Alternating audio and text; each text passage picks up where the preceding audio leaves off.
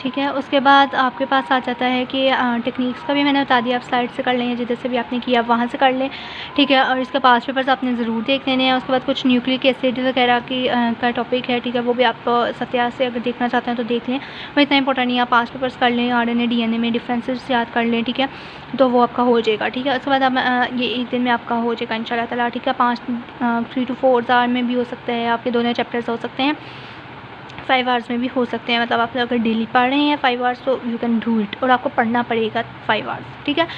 उसके बाद हमारे पास आ जाता है प्रोटीन केमिस्ट्री। इसके आपने पास पेपर्स करने हैं, पास पेपर्स आपने खोलने हैं। जैसे इसमें माइनर एसिड्स के रिलेटेड है, उसकी क्लासिफिकेशंस, उसकी standard non standard minor acids आ जाते हैं जैसे। उसके बाद इसमें इंपॉर्टेंट क्वेश्चन जो है वो सेकेंडरी टर्शरी जो हमारे पास प्रोटीन्स हैं उनके बारे में, अल्फा बीटा कम्प्लेक्स वगैरह हैं, चेन्स हैं, उनके ये स्ट्रक्चर्स उनके इंपॉर्टेंट है, इम्यूनोग्लोबिन्स इंपॉर्टेंट है, तो ये चीज़ें आपने याद करनी है और ये सत्या से आपने कर लेनी है। 7 पास पेपर्स खोल लेने हैं, ठीक है, तो आपको इजीली हो जाएगा। जो पास्ट पेपर्स में क्वेश्चंस आए ना उनसे रिलेट करके वो वाले टॉपिक्स आपने याद करने हैं, जैसे क्लासिफिकेशन मैंने आपको बता दी, ठीक है, और जो स्ट्रक्चर्स वगैरह वो आपने कर लेने हैं। उसके बाद एंजाइम, एक दिन आपने एंजाइम करना है, फिर एक दिन आपने विटामिन करना है, ठीक है। एक दिन कार्बोहाइड्रेट मेटाबॉलिज्म करना है, और इसके पास्ट पेपर्स और प्रोटीन्स और लिपिड जो है मेटाबॉलिज्म्स, इसके आपने पास्ट पेपर्स अच्छे से करने हैं और उसको 5 से एक दिन में कर लेना, ये आपका हो जाएगा, ठीक है। और जो आपके पास कार्बोहाइड्रेट और लिपिड की केमिस्ट्री है उसमें से पेपर इतना नहीं आता, कभी कभी कोई एक डेफिनेशन आ जाती है, ठीक है, तो आपके पास अगर टाइम हुआ तो आप उसको जो है कर लीजिएगा, नहीं तो आप सिर्फ पास्ट पेपर्स कर लीजिएगा, इनफ होगा आपके लिए, ठीक है। अगर आपने करना भी हुआ तो कार्बोहाइड्रेट मेटाबॉलिज्म जो है वो आप सत्या से कर लीजिएगा, और लिपिड जो केमिस्ट्री है, सॉरी कार्बोहाइड्रेट केमिस्ट्री जो है वो सत्या से कीजिएगा, ठीक है, वो बहुत ही ईजी लिखी हुई है। और लिपिड जो है उसको आप फाइक से कर सकते हैं, ठीक है। और जो मेटाबॉलिज्म से तीनों ही आपने फाइक से और पास्ट पेपर से करने हैं, ठीक है। अभी आप उधर से कर लें, आपका ईजिली इंशाल्लाह ताला हो जाएगा, ठीक है। उसके बाद आ जाता है 10 डेज़ में आपने किस तरह से करनी है एनाटमी, ठीक है। एनाटमी जो है 10 डेज़ में करना बहुत मुश्किल है, ठीक है, लेकिन अगर आपने पहले कुछ ना कुछ उसका पढ़ा हुआ है, आपको आता है, तो आप इजीली कर सकते हो, ठीक है।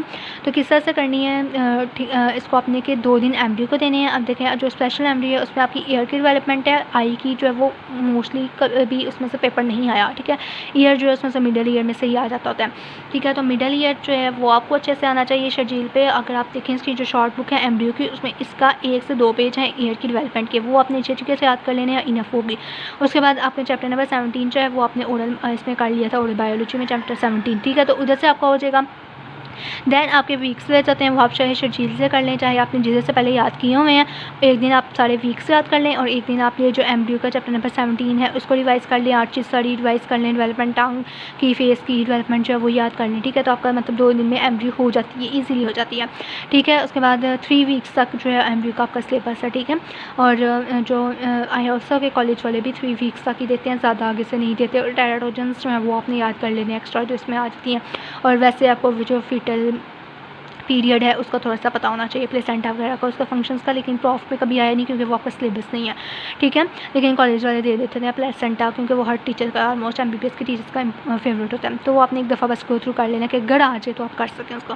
उसके बाद आगे आ जाता है हिस्टो जो है इसकी आपने 3 दिन देने हैं। इसके आपने पहले पास्ट पेपर्स करने हैं, पास पेपर्स, डायग्राम्स, ठीक है, और ज़्यादातर बोन इंपॉर्टेंट है, ठीक है, एपिथेलियम इंपॉर्टेंट है, और जो कनेक्टिव टिश्यूज़ हैं वो इंपॉर्टेंट है, ठीक है। अगर आपकी हिस्टो की कॉपी है तो आप उधर से सारे पॉइंट्स याद करें और डायग्राम्स बना लें, ईजी हो जाएगा, ठीक है। और अगर आपके पास दोस्त है इसकी शॉर्ट बुक, वहाँ से भी आप सारे वो पॉइंट्स याद कर लें और डायग्राम्स इसकी कर लें तो हो जाएगा। एपिथेलियम जो है वो अपने लाइक हसन से करना है, बोन भी कोशिश कीजिएगा कि लाइक हसन से कर लें, बाकी सारा जो है वो शॉर्ट बुक से कर लें। उसके बाद 3 दिन आपने हिस्टो को देने हैं, तो ईजिली आई होप सो कि आपकी हिस्टो 3 दिन में हो जाएगी पास पेपर्स के साथ। और आपने सारे चैप्टर्स करने हैं, अच्छे तरीके से करने हैं, यानी कि इसमें लेरिंग्स आ जाता है, उसमें से पेपर आता होता है, जो आपके पेपिलास हैं उनमें से भी आता होता है, टंग में से आता होता है, उसके बाद ये स्पेशल में आ जाती हैं, ठीक है, लंग्स में से आता होता है, उसके बाद जो ग्लैंड्स हैं उनमें से आता होता है, उसके बाद एपिथेलियम में से तो ज़रूर क्वेश्चन आता है। एपिथेलियम आपने बिल्कुल नहीं छोड़ना, बोन बिल्कुल नहीं छोड़नी, उसके जो डायग्राम्स हैं, लेमिलेज हैं, ऑस्टियोन की डायग्राम है वो बहुत इंपॉर्टेंट है, वो आपने ज़रूर करनी है, ठीक है। मतलब 5 पेपर्स आपने अच्छे तरीके से रख लेने हैं, हिस्टो के, MBU के, GA के, हर बुक के, हर टॉपिक के सारे 5 पेपर्स आपको आने चाहिए। जो सप्ली के पेपर अभी हुए हैं, जो अभी एनुअल हुआ है 2020 का, वो भी मिला के आपको आना चाहिए, ठीक है। उसके बाद जो है आपके पास आ जाता है हेड एंड नेक आपने किस तरह से करनी है, और न्यूरो जो है, न्यूरो के आपने पास पेपर्स अभी फ़िलहाल कर लेना है, और जो CNS पे आपने थोड़ा बहुत पहले पढ़ा हुआ है वो आपने रिवाइज़ कर लेना है, ठीक है। अगर पहले भी आपने न्यूरो पढ़ी है तो आपने एक दिन लगा के रिवीजन कर लेनी है। उसके बाद हेड एंड नेक आ जाती है। हेड एंड नेक को आपने अब 5 डेज़ देने हैं, तो आपने किस तरह से 5 डेज़ में कंप्लीट करना है, यानी कि आप इसके जो ग्लैंड्स हैं सारे, सब मैंडिबुलर, सब लिंगुअल ग्लैंड वगैरह, वो आपने ग्लैंड, प्रोटीड ग्लैंड मोस्ट इंपॉर्टेंट है, ठीक है। और जो गैंग्लियन है वो इंपॉर्टेंट है, वो आपने करना है। उसके बाद ट्रायंगल्स, उसके साथ जो आपका जो चैप्टर नंबर 8 में स्ट्रक्चर्स दिए हुए हैं, कैरोटिड ट्रायंगल्स दिए हुए हैं, internal carotid artery, external carotid artery, subclavian vein, internal jugular vein, ये आपने सारी जो है वो एक दिन में कर लेनी है, ये इजीली आपकी हो जाएंगी। उसके बाद ग्लैंड्स आपने कर लेने हैं। उसके बाद क्रेनियल कैविटी का चैप्टर जो है वो आपने एक दिन में करना है, ठीक है। ग्लैंड्स आपके एक दिन में 5 घंटे में ईजिली हो जाते हैं। ट्रायंगल्स, और ये जो मैंने आपको ट्रायंगल्स बताई हैं और जो आपको मैंने ये आर्टरीज़ वगैरह बताई हैं, चैप्टर नंबर 8 है, आई होप सो उसमें लिखी हुई है, वहाँ से आपने कर लेनी है, ठीक है। उसके बाद आपके फेरेंस, डेरेंस और टंग, ये आपका एक दिन में इजीली हो जाता है। इसमें आपने इसके मसल्स करने हैं, कार्टिलेज का आपको बताना चाहिए, लिगामेंट्स कौन से, उनके अटैचमेंट्स की जरूरत है ये आपको बताना चाहिए, फेरेंस के मसल्स, इनकी नर्व सप्लाई, इसके पार्ट्स पता होने चाहिए, टंग की नर्व सप्लाई, ठीक है, और इसके मसल्स जो हैं वो आपको बस पता होने चाहिए, ठीक है। मतलब एक टेबल, दो टेबल हैं इनके, ये आपको आने चाहिए, एक दिन में ईजिली हो जाते हैं, 4-5 घंटे में, ये आपने कर लेने हैं। उसके बाद आपने जो इसका चैप्टर नंबर 2 है स्कैल्प वाला, वो आपने करना है अच्छे तरीके से, एक दिन में होगा वो। और उसके बाद आपके पास आ जाता है, और हाँ, आपने जो वीडियो देखनी है मेरी एनाटमी की, मैंने गाइडलाइन दी हुई है BDS फर्स्ट ईयर में, उसमें मैंने बताए हुए हैं ऑलमोस्ट 14 चैप्टर्स हैं जो कि आपने करने हैं, ठीक है। तो उनमें से आपको 7-8 चैप्टर जो हैं वो आपने अपने स्टैंड-अप में के लिए तैयार रखने हैं, ठीक है। 14 चैप्टर्स हैं, जिनमें से 7 से 8 चैप्टर्स हैं जिनको मैंने रेड स्टार्स लगाए हुए हैं, यानी कि वो मोस्ट इंपॉर्टेंट है, और वो मैंने आपको ये बता दी है ऑलमोस्ट, इसी में वो सारे कवर हो जाते हैं, ठीक है। एक स्कैल्प वाला चैप्टर आ जाता है, ठीक है। फेरेंस, लेरेंस, टंग आ जाता है, ग्लैंड्स आ जाते हैं, क्रेनियल कैविटी आ जाती है, ठीक है। ट्रायंगल्स आ जाती हैं, वो जो इंटरनल जुगुलर वेन वगैरह, और पास्ट पेपर्स, ये आपके 5 दिनों में इजीली हो जाता है। अगर डेली के आप 5 आवर्स पढ़ रहे हैं ना, तो ये डेली के आपके 5 आवर्स में चैप्टर्स हो जाते हैं, छोटे छोटे टॉपिक्स हैं ये, अगर आप देखें ना, तो अगर आप वीडियोज़ देख रहे हैं यूट्यूब से तब भी आपके हो जाते हैं, अगर आपने BD से पढ़ा है तो तब भी आपका ईजिली हो जाता है। मतलब अगर आपने पहले भी तो पढ़ा ही होगा ना, ये तो नहीं है कि आप ब्लैंक हो के तो आप स्टैंड अप दे रहे हैं, तो आपको आइडिया तो है ये ना चीज़ों का कि किस तरह से आपने पढ़ना है। क्योंकि अभी मैंने की जो वो गाइडलाइन है वो मैंने अभी अपलोड नहीं की, इंशाल्लाह मैं जल्दी जो है ना वो इसकी हेड एंड नेक की गाइडलाइन भी आपको अपलोड कर दूँगी ताकि आपको ईजी हो जाए, ठीक है। ग्लैंड्स की मैंने अपलोड की हुई है, इंशाल्लाह अगर आप देखेंगे तो आपका आइडिया हो जाएगा कि आपने BD किस तरह से पढ़नी है, ठीक है। होप सो कि आपको जो है वो समझ आ गई होगी, और काइंडली अभी से आप पढ़ना स्टार्ट कर दें। आप अगर ये 1 मंथ अचीव कर लेते हैं, अच्छे तरीके से पढ़ लेते हैं डेली के 5 आवर्स बगैर किसी चीज़ को स्किप किए हुए, तो आप कर सकते हैं। उसके बाद ये है कि अभी आपके कॉलेजेस लगे हैं, मंडे के मंडे मोस्टली कॉलेजेस में जो है वो इवैल्यूएशंस होती हैं, तो वो किस तरह से आप मैनेज करेंगी, आपको ये भी प्रॉब्लम होगी, ठीक है। तो वो किस तरह से करनी है कि अगर आप अभी OB पढ़ रहे हैं और आपका BD इसका बायोकेम का कोई टेस्ट आ गया, जैसे विटामिन का टेस्ट आ गया, तो आपने क्या करना है कि अगर आप अपने यहाँ चैप्टर नंबर 6 और इनेमल करना था, तो आप चैप्टर नंबर 6 और इनेमल की जगह विटामिन कर लेंगे, ठीक है। ठीक है, चैप्टर नंबर 6 और इनेमल की जगह आप उस दिन विटामिन कर लेंगे, क्योंकि अगर दिन आपका टेस्ट होगा तो विटामिन जिस दिन आप करेंगे ना, उस दिन फिर आप इनेमल और जो चैप्टर नंबर 6 है वो आप इस दिन पे आपको अपना टिक लगा देंगे और इसको इस तरह शिफ्ट कर देंगे, ताकि जिस दिन आपकी ये वाली डेट हो जब आपने ये पढ़ना हो, तो तब आप इसकी जगह जो है वो विटामिन ना करें, बल्कि आप चैप्टर नंबर 6 और इनेमल करें, ठीक है। तो आपने टेस्ट जो है वो अच्छे तरीके से प्रिपेयर करके देने हैं, जितने भी टेस्ट होंगे अगर आप अच्छे तरीके से प्रिपेयर कर रहे हैं, अगर आप पास्ट पेपर साथ साथ कर ही जा रहे हैं अभी भी, तो वो भी आपके लिए बहुत हेल्पफुल होंगे इंशाल्लाह ताला, ठीक है।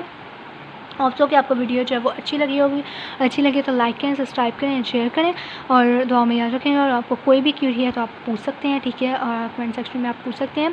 और काइंडली अभी से पढ़ना स्टार्ट करते हैं। और MCQs इसकी बुक्स जो हैं वो डेंटोलॉजिस्ट, ठीक है, और जो आपके पास फिजियो है उसकी रिव्यू फिजियोलॉजी के जो सिंपल क्वेश्चन हैं वो अपने अच्छे तरीके से करने हैं, ठीक है।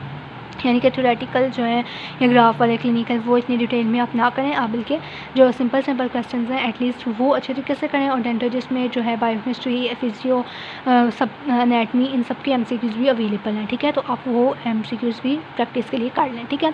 ज़्यादा MCQs के लिए आपने परेशान नहीं होना, क्योंकि वो हो जाते हैं, ठीक है। और मॉडल पेपर्स के जो MCQs हैं वो अपने अच्छे तरीके से करने हैं, उनमें से पेपर ज़रूर आता होता है, ठीक है। तो प्रॉफ में आपके इंशाल्लाह MCQs हो जाएंगे, आपने फिक्र नहीं करनी।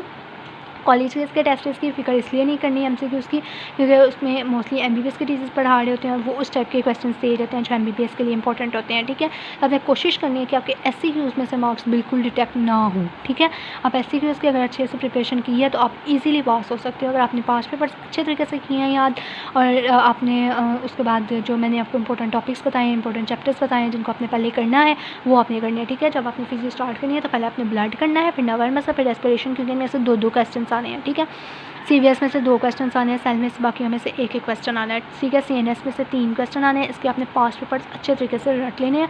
ठीक है, और स्पेशल साइंसेस भी आपने इसका याद रखना है। ठीक है, वो आपने फिर दूर से याद करना है। ठीक है, और जो सेंसरी सिस्टम है पहले 4 चैप्टर हैं सीएनएस के, वो आपने गाइडेंस से करने हैं, और जो मोटर सिस्टम है वो आपने फेम्यूरिक से करने हैं। ठीक है, इसकी गाइडलाइंस अवेलेबल है, आप चैनल पे जाएँ। ठीक है, और उधर जाकर सीएनएस की सारी वीडियोज़ अवेलेबल हैं, वो आप देख सकते हैं। ठीक है, और अगर आपको कोई भी क्लियर है तो आप पूछ सकते हैं। ठीक है, होप सो कि आपको वीडियो अच्छी लगी होगी, और मेरी सबसे के लिए यही दुआ है कि अल्लाह ताला आपको कामयाब करे, और इंशाअल्लाह ताला ज़रूर कामयाब करेगा, और आपने ज़रूर मेहनत करनी है। ठीक है, थैंक यू सो मच। अल्लाह हाफ़िज़, और बिल्कुल परेशान नहीं होना। अल्लाह हाफ़िज़, रिमेंबर बीइंग योर प्रेयर्स।